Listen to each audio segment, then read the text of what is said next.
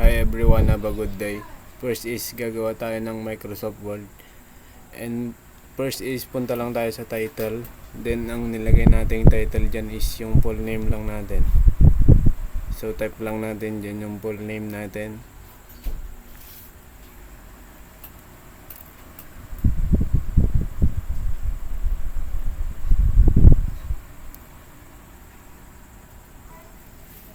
So pagtapos ng full name natin, gumamit ako dyan ng Ctrl A to select a text, and Ctrl B to bold, and Ctrl U to underline, and Ctrl E to center the text.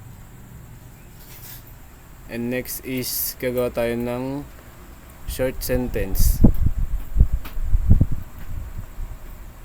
So lagay lang natin dyan ulit yung pangalan natin.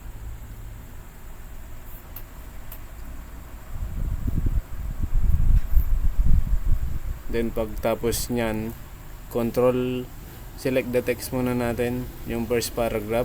Then Control Shift F to change the font. Then pili lang kayo dun guys ng mga font nyo. Tapos the second sentence is yan, naglagay lang tayo ng mga ginagawa natin sa buhay.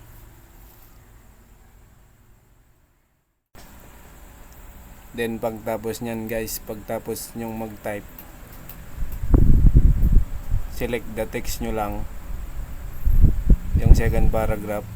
Then gumamit ako dyan ng Control Shift greater than less than para mapalit or mapalaki yung font.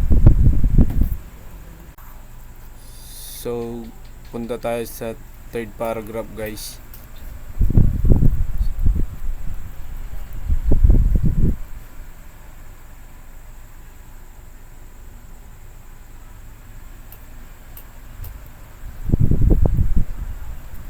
So pagtapos natin mag-type, select na text lang natin.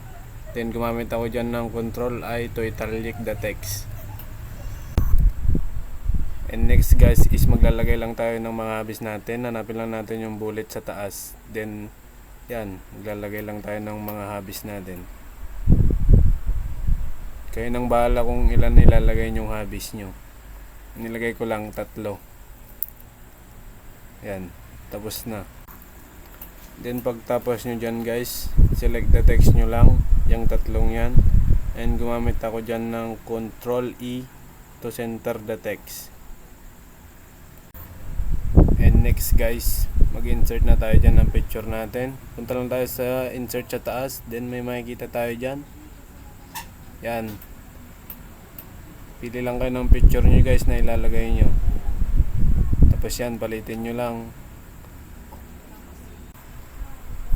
So yun guys, yan, ayusin lang natin para maganda tignan.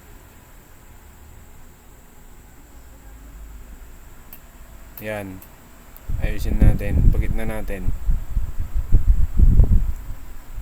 Yan. Yan, okay na yan guys. Yan. And next is magra-wrap text tayo. Punta natin yung wrap text. Yan. Okay na yan guys. Yan guys, okay na yan. And next is save na natin yung ginawa natin.